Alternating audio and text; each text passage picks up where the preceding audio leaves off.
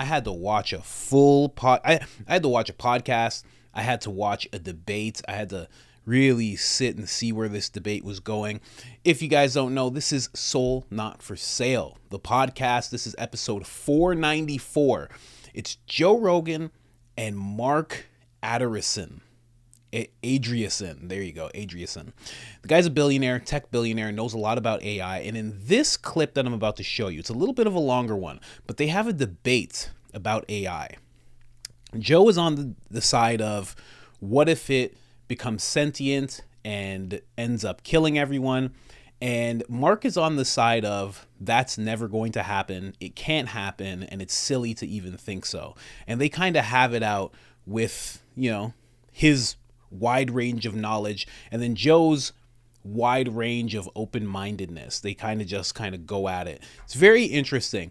The conversation, I might interrupt here and there because this gentleman does some things in order to pull the conversation where he needs it to go, which is what you're supposed to do in a debate.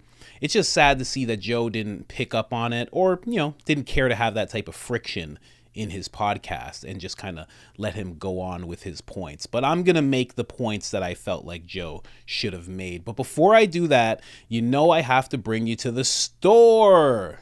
This is unpredictability.com. That site again is unpredictability.com. And this is our newest design, Public Enemy #1. The cricket connoisseur himself. Get yours now on the site, unpredictability.com. We also have the certified pureblood shirt for those of you that survived the biggest psychological experiment known to man over the past 4 years, unjabbed and proud. Label yourself a certified pureblood. Also, we have the original, the amazing shirt, Soul Not For Sale here. And we have the Great Resist. Join the Great Resist. Do not join the Great Reset. Forget about eating crickets.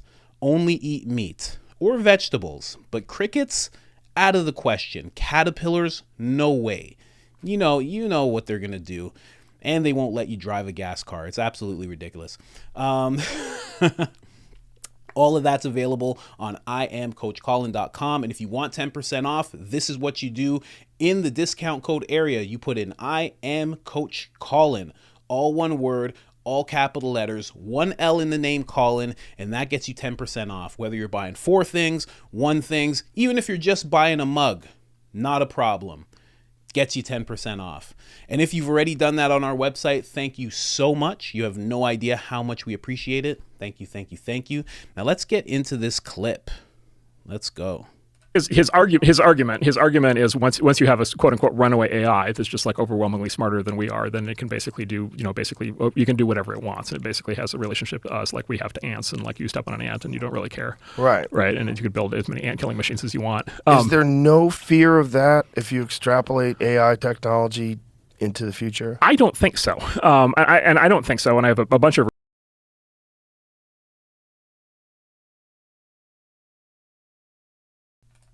Why did this just happen, ladies and gentlemen? reasons for thinking that. I'll just give you a very basic one. It's one of the things that they say is basically anything smarter is always in charge of anything dumber, right? So if you have a smarter thing, it's going to be in charge of a dumber thing. A smarter thing is going to be able to talk a smarter person in anything. A smarter thing will ultimately always be in charge, will be able to win whatever political contest or be able to take control of power.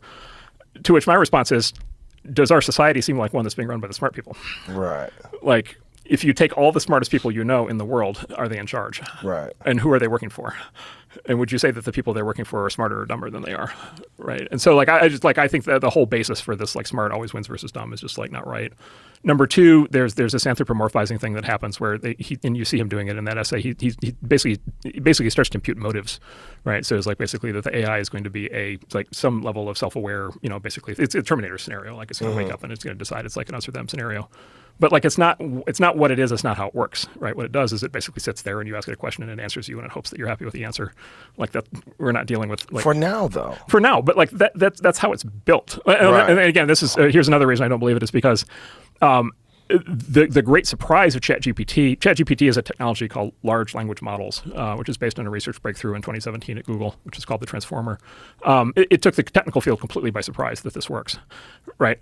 So none of the people working on AI risk prior to basically December had any idea that this was going to work any more than the rest of us did. Like this is like a massive surprise. And so there's all these ideas, there's all these sort of very general hand-wavy concepts around quote unquote AI that basically were formulated before we actually knew what the thing was and how it works. And none of their views have changed based on how the technology actually functions. And so it's sort of, it comes across to me more as a religion, kind of it kind of doesn't, in their framework, it kind of doesn't matter how it works because it's basically just assumed that however it works is going to behave in a certain way. And I'm an engineer and like things don't work like that. But aren't they evaluating how it works now? And aren't they evaluating ChatGPT? And if ChatGPT is just the beginning, right. If this is just the beginning of this, and then you have something that's far more complex and something that is sentient or something that is capable of making decisions, right. If that's engineered. But but again, we just took this a little bit, we talked last, you just took the leap to like, okay, yes. now it suddenly becomes sentient. And right. It's like, okay, we don't know why humans are sentient. Well, let's not even use the term sentient, but right. capable of rational thought or decision making. But those are two different things. Right, but if it decides things. But if it starts making actions and deciding things, this is the worry that it becomes capable of doing things. But so it will be capable of doing things. It will but there's no genie in the bottle. For now. But right. But okay. Isn't it possible that's developed? Okay, so this is the other thing that happens. Okay. And so this is the line of argument. So I actually looked this up. This is a line of argument that's very commonly used as you represented in this world. It's actually Aristotle first identified this line of argument, and he calls it the argument from ignorance, but by which he means the argument for lack of evidence. Right. And it's basically the argument of, well, you can't rule out that X is going to happen. True. Well, the problem is at that point, you can't rule anything out, right? At that point, you have to plan for every contingency of every conceivable thing that you could ever imagine, and you can never disprove anything, so you can never have a logical debate, right? So at that point, you've basically slipped the bounds of reason. You're purely into religious territory. Because how does science work? Science works when somebody formulates a hypothesis, and then they test the hypothesis. And the basic requirement of science is that there's a testable hypothesis that is what they call falsifiable. So there is some experiment that you can run to basically establish that the hypothesis is not in fact true. And this is basically how science has always worked. And then, by the way, there's always a way to measure, right? What is the actual progress that you're making on the experiment that you're doing? And on all this like AI safety stuff that I've been able to find and read, like there's none of that. There's speculation. There's no hypothesis. There's no test. There's no example. There's no evidence. There's no metric. There's no nothing. It's just speculation, right? But we could sit here and speculate about millions of things, right? We could speculate about an impending alien invasion and argue that society should spend the next 100 years preparing for that because we can't rule it out. And so we just, as human beings, we do not have a good track record of making decisions based on unfounded speculation. We have a good track record of making decisions based on science, right? And so the correct thing to do for people worried about this is to actually propose experiments, right? Be able to propose a scenario in which the bad thing would actually happen and then test to see whether that happens. Right. And so like design a system that shows like the first glimmer of any of the behavior that you're talking about. Right. But not even behavior, just capabilities. As ultimately as the capabilities rise of these things and you're dealing with far more sophisticated systems. This is the beginning, right? We're at ChatGPT 4.5 or whatever we're at. When new emerging technologies that have similar capabilities but extend that and keep going, it just seems like that's the natural course of progression. The natural course of progression is not for that to all of a sudden decide it has a mind of its own. Not all of a sudden. No, or even over time. There's no... Never? This goes back to our conversation last time. All right. Okay. This gets into tricky territory. So, yes. Okay. So let's try to define terms. Let's try to define terms. How would we define something that is, and you pick your term here, self-aware, sentient... This actually happened at a perfect time. So they're about to define terms. So Joe is going to define the terms. Conscious, has goals, is alive. He's going to say what he wants the terms to be. Then this gentleman is going to veer away from Joe's terms. He's going to tell a story, and then he's going to come up with his own terms. It's very interesting to see people do this conversationally because it always happens during debate. It's almost like a chess match. You know, Joe puts something here and he says, oh no, it doesn't work like that. So you have to put your thing back and like put it over here, and now we can continue the conversation. It's very interesting. Watch. Is going to make decisions on its own. Whatever term you want, whatever. Well, let's just say a technology that mimics the human mind and mimics the capabilities and interactions of the human mind. But we don't know how the human mind works. But we do know how people use the human mind in everyday life. And if you could mimic that with our understanding of language, with rational thought, with reason, with the access to all the information that it'll have available to it, just like ChatGPT, Did you see what you're doing? Say if. Yes. Right. Right. Yeah, for sure. I'm So there are speculating. these. I just read this. There's this article in Nature this week. There are these. There's a neuroscientist and a philosopher who placed a bet 25 years ago as to whether we would in 25 years know the scientific basis of human consciousness. And they placed a bet for a case of wine 25 years ago. And the neuroscientist predicted, of course, in 25 years we're going to understand how consciousness works, human consciousness. And the philosopher was like, no, we're not. 25 years passed, and it turns out the philosopher won the bet. Like, and the neuroscientist just says openly, yeah, he's like, I thought we'd have it figured out by now. We actually still have no idea. Like sitting here today, the actual biological experts, scientists who actually know the most about human consciousness are anestheticians. The person who flips off the light switch in your brain when you go under for surgery. All we know how to turn it off. The good news is they also know how to turn it back on. Yeah. They have no broader idea of like what that is. And so again, there's this is what they call anthropomorphizing. There's this sort of very human instinct to try to basically see human behavior in things that aren't human. Right. And it would be like, if that were the case, then we would have to think about that and study that. But like we don't have that. We don't know how that happens. We don't know how to build that. We don't know how to replicate that. So like I said, at that point, it's speculation. That's not the actual technology that we're dealing with today. So here's my favorite counterexample on this. So let's say something has the following properties, right? Let's say that it has an awareness of the world around it. It has a goal or an objective for what it wants to achieve in the world around it. It has the wherewithal, right, to be able to reach into the world, to be able to change the world to accomplish its goal. It's going to be in a state of increased tension if it can't achieve its goal, and it's going to be a state of relaxation if it can achieve its goal. We would describe that. That'd probably be pretty good first order approximation of like some sort of conscious, right, entity, right, that would have the characteristics that we're worried about. We've just described a thermostat, right? It sits on the wall. It senses the environment temperature. It has a goal for the temperature it wants. It has the ability to change the setting on the heater, the AC unit, and it literally goes into a state of physical tension when the temperature is not what it wants, and then it goes into a state of physical relaxation, right? Literally inside the mechanism when it gets back into the state where it has the desired temperature, and like we're not worried about the thermostat like coming alive and killing us, right? And so there's like even those properties alone are not sufficient to generate concern, much less the idea of basically the way we know how to build neural networks today. So from there, they kind of veer off. It seems like Joe just kind of veers the conversation. He asks about what Elon Musk, his take on this whole thing is, and then they get into that. But they never, like, within this debate that they have, you know, however brief it is or however long, you know, it's just, it seems like Joe missed some things, but also I know Joe is trying to learn things as well. But I mean, the top arguments, I just have poor arguments written out. You know, it's just speculation. You know, it's not just speculation. You're going, like, it didn't exist before.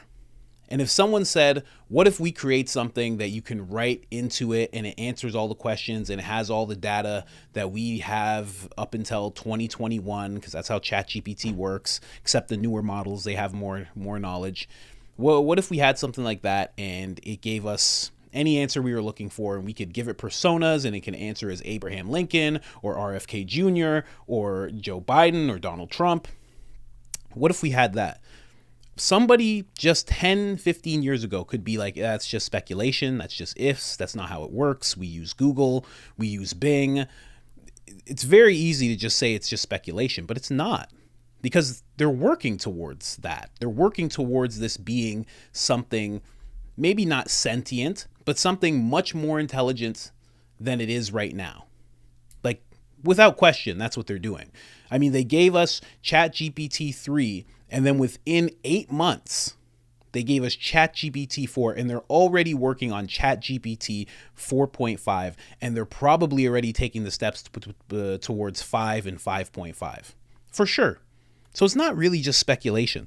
And then he says it's all ifs, and that kind of runs on under the same conversation of speculation. Like, he's saying if this happens, and if that happens, and if that happens.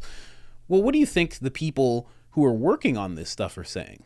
They're saying, if we can do this, then it can get to this point, and if we can take it from here, then we can get it there, and if it can do this, then it can do that. Think about Boston Dynamics. Boston Dynamics is it's a robotics company. And if you ever see where they started, it was just like little trinket things moving around, you know, small machines. And now they have full human-sized robots doing backflips, jumping, picking things up, throwing things. They could have a robot beat somebody up. That's the type of technology that they're working with right now. And at some point, they were like, if we can do this, then we can do this. If. So it's almost like a lot of technology that we have today is based on ifs. So you can't really just keep saying, oh, it's if. It's very odd to me. And then another weak argument. I'm debating this guy. I should tag this guy. I should put this on Twitter and tag him. And then another thing is, the weakest argument I think of all of them is we don't know how human consciousness works. And see, that's the thing that he did to Joe. Joe said something like the human mind, like human consciousness. Then he's like, we don't know how that works. And then kind of just dispelled it. We don't know how it works, so there's no way we could recreate it. Well, at some point they didn't know about fire, and they recreated fire. That happened. You know what I mean? Like, just because we don't fully know how something works doesn't mean we can't create it. I didn't fully know how a show worked, and I figured that out. Joe didn't know how a podcast worked, and he was doing it before podcasting, and then it became the biggest one in the world. You don't fully have to know exactly how something works in order to recreate it. And the thing about it is, we're not even trying to recreate human consciousness. They're going a step beyond that. What they're trying to create is something that's 10,000 times what we could do in terms of taking in thoughts and knowledge and retaining that information and spewing out that information. Like and the art that it can do. Like, they're creating something that vastly surpasses the human mind and human consciousness. So I don't know. I think that's a poor argument as well. And then the last one, second last one, giving it human features. Like, he was saying how, like, we have this thing. I can't say the word anthropomorphize. I think he said something like that, where we give things human features. And that's not really Joe's fault. That's kind of OpenAI's fault. That's kind of every AI company that's working on something. They end up naming it. They make it so you can talk to it. They are giving it human features as we go along. This thing talks to people. It will apologize for things. It'll say, I'm sorry. It'll say, how can I help you? It's polite. Like, they're giving it human features. What else are we supposed to do but then also give it human features? Like, again, it's something that's going to surpass the human consciousness and work much faster than the human mind. But its blueprint is the human mind. And they're recreating that the best they can, even though they don't know everything about it. You don't need to know everything about it. And then the last point that I have to make, when he said it's a thermostat, he brought up about his own conditions and then said, you're talking about a thermostat. OpenAI is not making thermostats. I don't know if anybody noticed, okay? I got ChatGPT open right here. They're not making thermostats. They're making something that's a brain. China is actually working on a artificial brain. That's what they've said. You can look it up right now. You could look it up on ChatGPT and get all the information you need about it. They're actually working on a brain. That's what they're trying to do. So no one's making thermostats. That's why no one's worried about the thermostat taking over and killing people. Though, if I had a smart house and the house locked all its windows and doors and the thermostat could go to 600 degrees, I might be in trouble by that thermostat. Maybe. Obviously, that's not a situation that happens in the world, but it could. Like, someone could make that. You could make a boiling system in a house that goes that high and blah, blah, blah. But at the end of the day, no one's working on thermostats to excel this AI technology the way that they're going about it. China's not working on thermostats right now. So it's just completely different. It's just odd. You know, I know right now I'm a little more excited. Joe doesn't want to have a conversation the way that I'm having this conversation right now with you guys. Plus, I'm just in front of a camera right now. Joe is in front of a tech billionaire who's very, very intelligent. So I'm sure it's hard to have the conversation. But I just noticed some holes in his argument. And yeah, I wish Joe was able to combat him a little bit more. But again, the point of a podcast, a polite, civil conversation, is not to be combative. So that's just something that I kind of lean towards a lot.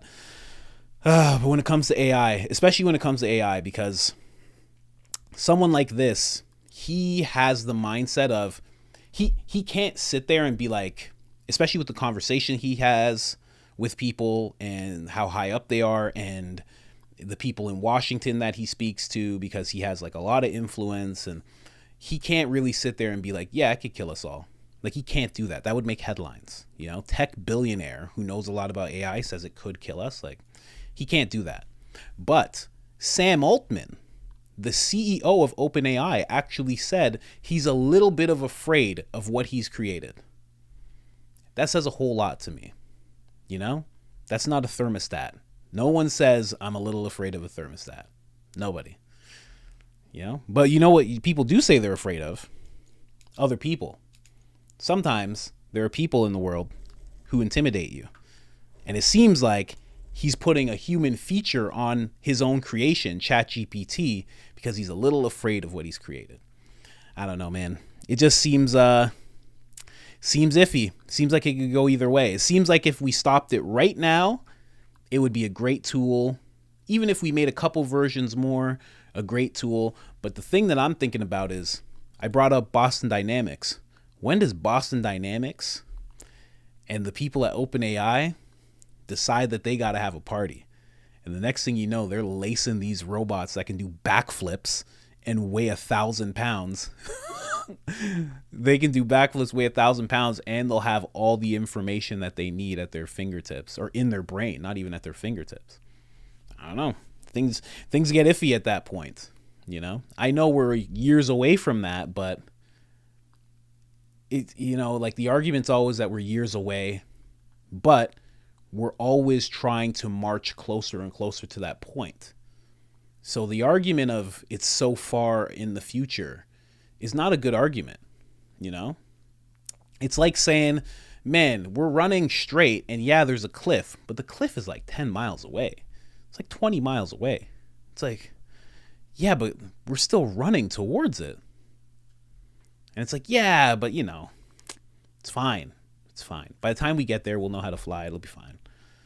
I don't know.